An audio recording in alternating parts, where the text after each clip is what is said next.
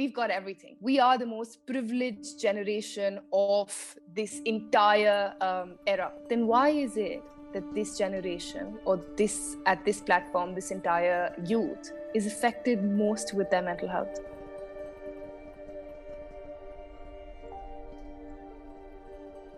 I, Srinivasan Ramaraj. And I, Nikhil Kaushal, welcome you to the first day of Empower, where empathy is your power. The 10th of October is observed as the World Mental Health Day by WHO. Relationship is never a destination. So the moment we think that we've come to a place where we've done everything right in the relationship, that is when we've done absolutely nothing right. There are more than 200 emotions that we see, feel, experience daily.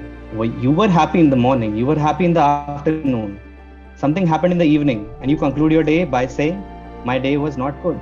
I want to take the space, share the space with all of you, where we talk about a change in perspective from sympathy to empathy. It means very little to know what a million Chinese are starving unless you know one Chinese who is starving. This beautifully, differentiates sympathy and empathy. Curiosity about others is the first step towards empathy.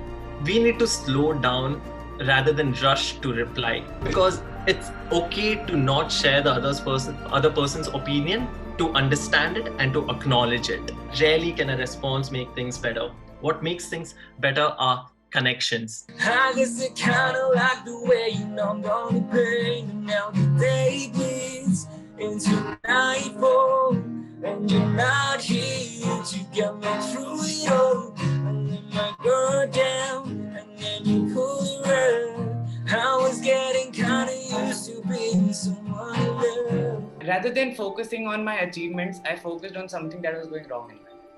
And this is exactly what we do. Because you need to find joy in small things. And that would make your life so much better. So much better. Are you ready? Are you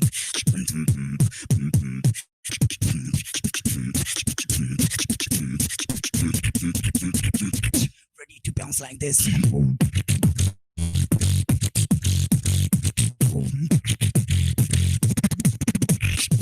We don't fear the world. What we fear is we ourselves. How many times do you think you overwork yourself? You take up a lot of things on your platter than you can actually handle because you couldn't say no to others. Like a waving flag.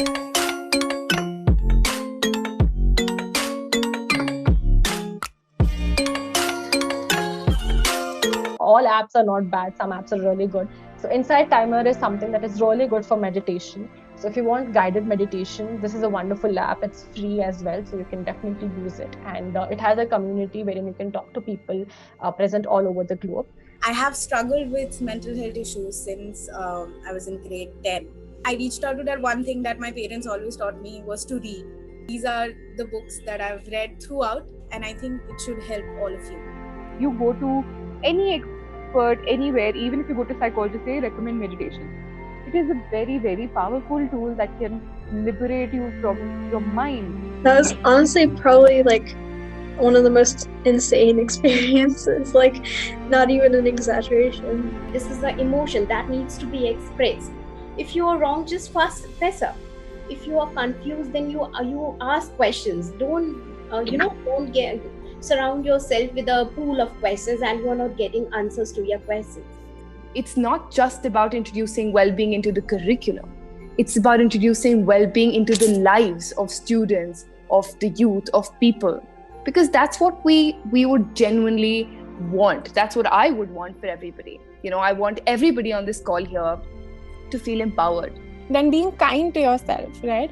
A lot of times we don't pay attention to how we're talking to ourselves in our head. We'll be, busy in our thoughts.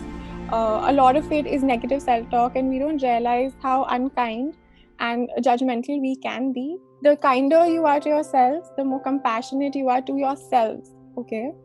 The better mental health we all can develop. And the solution to every personal problem is go to bed, and once you wake up, everything will be fine the next morning. But I am sure that after this wonderful session with Miss Anusha, we will move away from our Netflix and pay attention to ourselves, or at least try to take care of our own selves. We have largely accepted and normalized the use of tobacco and alcohol nowadays. How would you regard a person who consumes substances like alcohol or tobacco or any other addictive substance for that matter on a regular basis? So words like addict or abuser might have crossed your minds, right? But what if I tell you that these words have been totally outdated and they are eliminated from medical dictionaries years ago? Rather now, such people are known to have substance use disorder. ISEC gives people a place where they can be, safe and talk about their feelings and other things that are bothering them very freely. Thank you, Ms. Niharika and Ms. Soumya, for creating such a safe place for us to talk, to introspect, to understand ourselves better. There's a fire starting in my heart, reaching a fever pitch, it's bringing me all the dark. Finally, I can see it crystal clear. Go ahead and sell me out and I'll be ocean there. Here's to the ones that we got. Cheers to the wish you were here, but you're not, cause the dreams bring you back all the memories of everything we've been through. Adolescents and young adults actually prefer online anonymous spaces to be vulnerable and to be honest. I ask people a simple question: what would be one message from your life that you would like to give someone? Every once in a while, I come across little miracles who can hear my silent whispers, who can see the fire in my eyes and the horns on my head, and still caress my hand while uttering the words, "You are a good person." I don't want to believe them, but what they say touches me. I wrote the song as a letter to myself. Yeah, I'll be singing that. To the young in me, you are bold and you are dumb, but you can't see what you mean to anyone, and you will grow to see that you're all that you need. In ordinary life, we hardly realize that we receive a great deal, more than we give, and that is only with gratitude that life really becomes rich. So I would love to take this moment to be grateful and to appreciate everything and everybody who made this possible. The biggest thank you to you, the participants, for providing us with your valuable time over these 2 days. I actually have a virtual bouquet for all of you guys, so you can enjoy this, and I hope I could meet all of you in person. Here's to the ones who dream, foolish as they may seem. Thank you for dreaming. Thank you for working day and night towards your passion. And if your dream is about making a difference, I think that's what makes all the difference. So thank you. Empower was one of the best events I have ever attended. It was so beautiful. It was overwhelming that I got to know a lot about myself and I learned a lot, and moreover I met new beautiful and empathetic people. I think it was one of the most productive and mind-opening sessions I've ever been to. I personally felt very comfortable and I felt heard and I felt really acknowledged in that space. The vibe which we were feeling was just extra empowering to each one of us because everyone was speaking about their own self.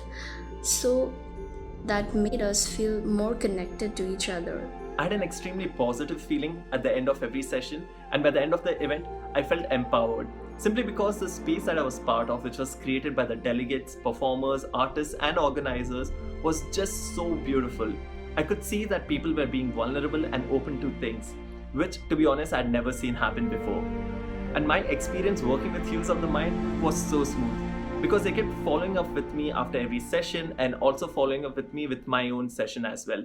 So I cannot wait for another event by them.